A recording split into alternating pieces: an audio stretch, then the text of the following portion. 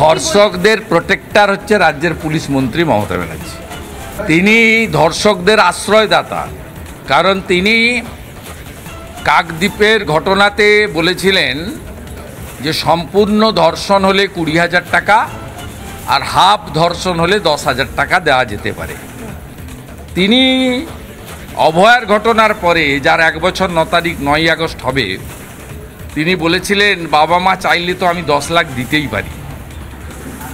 এই রাজ্যের পুলিশ মন্ত্রী এমন একজন ব্যক্তি যিনি তার পুলিশের আইসি স্ত্রী এবং মাকে 5 বার ফোনে ধর্ষণ করার কথা বলার পরেও তার কেশাগ্র স্পর্শ করতে পারে না পুলিশ, কারণ তার উপরে একটা বড় আমব্রেলা রয়েছে ছাতার মতো, তার নাম হচ্ছে মমতা ব্যানার্জি।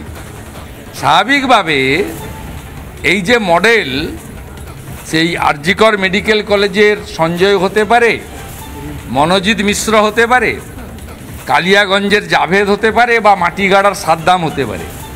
এরাই হচ্ছে পুলিশ মন্ত্রীর সম্পদ।